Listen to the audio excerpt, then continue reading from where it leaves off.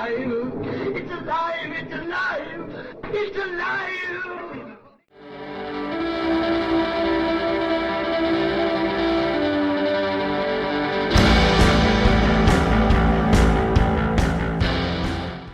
Hello and welcome to a very unusual episode of Alive After Reading. Normally I keep this show fairly positive. I'm Tim Niederreiter, by the way. And normally I try to keep this show positive, and I want to talk about what people like, what I like, you know, and ways to write better stories and enjoy stories more. And actually that's kind of what I want to do today too, but from a different angle, because I get frustrated. I've been very frustrated. I'm a huge YouTube watcher in addition to reading books and watching scripted television and stuff like that, but I have become very frustrated with a particular genre. Over the past few years, I was a fan. I mean, I guess I watched a lot of these videos, a fan of video essays and book reviews that were extremely negative, and I'm not sure why I became such a fan of them. Maybe because of Sour Grapes, because like, oh yeah, that book is bad. The author should feel bad about writing a bad book. And the more I think about it, the more I think that that's an insane proposition, not just a negative proposition, not just a random weird thing to do, but saying someone should feel bad for writing a book that you just don't like. I mean, yes, okay, let me be a caveat here.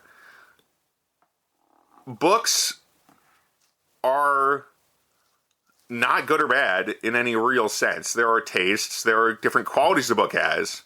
But good and bad is really, really simplistic and silly when it comes to anything as complicated as, say, a novel or even a short story.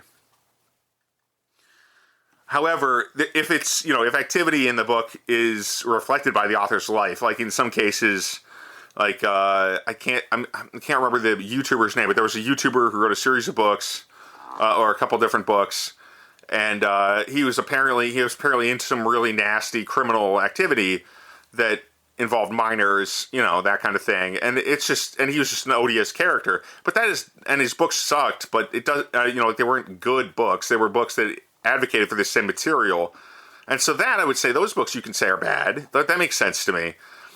But it does really frustrate me that there is this whole subculture of YouTube out there where perfectly normal books that are just a little bit dumb or not to these people's tastes, and I don't have any particular advocacy for books I don't like either. I mean, I wouldn't say, and I keep wanting to say bad books here, so I might stumble and say it, but books that are, in technical sense, weaker than they could be are, they're just pieces of art that aren't that good, and I don't understand anymore what makes people so driven to create content around things they don't like, I mean, I'm doing it right now.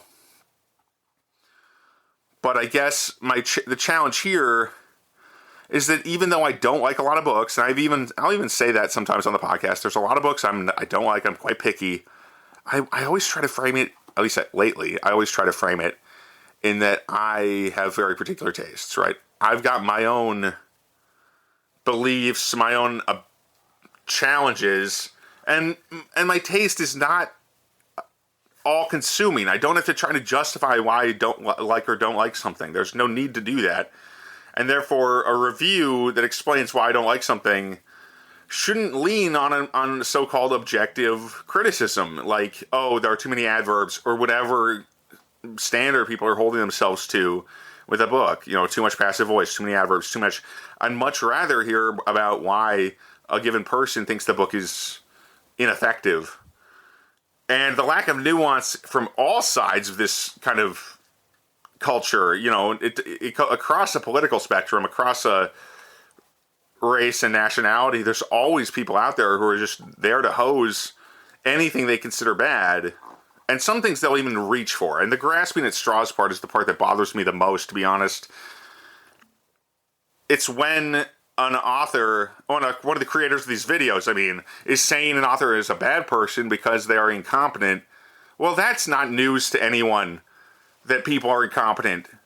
It shouldn't be anyway. Most people are pretty bad at their jobs. I try pretty hard at mine, but I'm not great as a writer. I'm not a perfect writer. I'm okay, I think. But I make mistakes, I get bad reviews. Everyone does. And just because you get somebody doesn't like your book, then there's these tastemakers out there, like these YouTube channels that I used to watch them a lot. I don't watch them anymore for the most part. And it bothers me that they're always trying to justify a negative opinion, which is kind of what you need to do on one of these channels. Also things like Cinema Sins, where they do the similar thing with movies. There's a lot of channels like this probably across all mediums, but I'm more familiar with the books. I'm rambling a lot. I'm sorry. I didn't write notes for this. It just suddenly struck me that I'm tired of it. I'm really tired of creators taking each other on and taking each other down for not good reasons, for reasons that are maybe at best selfish. I mean, they're based around getting more views, which I understand. I want to get more views too. Everyone does. Everyone wants to get more listens, more reads, more money, because that's all that means now. However, I don't think it should be our focus as creative people, especially as people who write stories ourselves. So a lot of these people are, to bring down someone, unless they're actually committing crimes or committing immorality of some kind that is objectively harmful to other people. Let me put it that way. And I just don't see that with most of these other authors. Most of the authors of bad books are just that. They're just authors of books that aren't that good. And I would draw a line at some of them, but that's my personal preference. That's why I'm not going to bring up any names of authors I think write poor books or wrote poor books, because a lot of them have passed on at this point. But I can criticize, say, okay, here's one that people aren't even probably going to remember, but Theodore Dreiser. I can dislike Theodore Dreiser's books, like Sister Carrie. I can dislike that because I had to read it in school. But saying it's a bad book, or I would say it's not fun. I don't enjoy it. But saying it's a bad book is kind of silly at this point, especially because who even knows this book exists anymore? Not that many people. Probably only people who took English major in college, and not even all of us, I'd imagine. I took it. It was a random book I kind of had to read at one point, and it very much frustrated me. But there's so many worse things in the world than bad books or books you don't like. There's so many worse things out there than, a story that doesn't work for you, that I find it frustrating that people care so much about it. I mean, it's interesting, right? Why do people care so much that they wasted their time with something? I guess time is the resource you can't get back.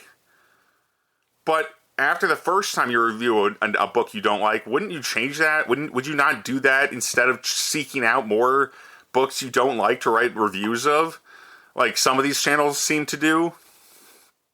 Like, seek the worst possible book. And I know I have had some of these creators. I've had one of them on the show, Crimson Rogue. That's the kind of stuff he does a lot.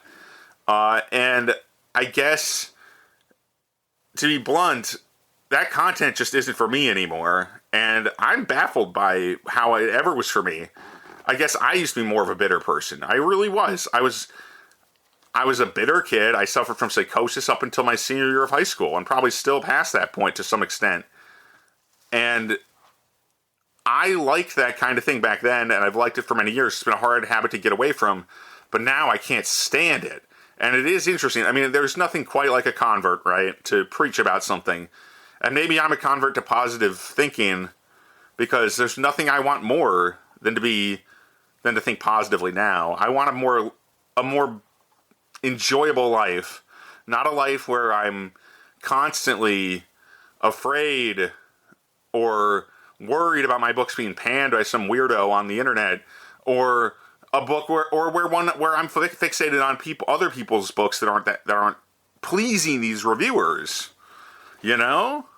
Anyway, I guess that's just my 2 cents. I don't know if I have a point here. There's no real conclusion to be had, but I thought I'd leave you a nice little episode here, because Alive After Reading has usually been about interviews, but I just had some things to get off my chest here. So thank you for listening, and I'll talk to you again soon. This Sunday we got another interview coming up, obviously, and hopefully we'll just keep it rolling. So, yeah, thanks for listening. Go read something you like if you want to read. Go watch a movie that you'll enjoy. Don't just be there, just talk down stuff to people. And I know, yeah, if it's your living, fine. Keep on. I'm not going to convince you, obviously. If you make money off of panning books or going into great detail with the pan books, well, I mean, go on. But I'm not going to follow any longer. It's just too much trouble. It's just wrong for a creator like me. It's not the right choice to follow such content. So anyway, thanks for listening, everybody. You can find my books on timniederwriter.com/books. And you can find all my stuff's pretty much exclusive on Amazon right now in ebook. But you can find the print books all around the web. This show is Alive After Reading, and you can find it at mentalcellularpublications.com. Goodbye and good luck. Talk to you again soon.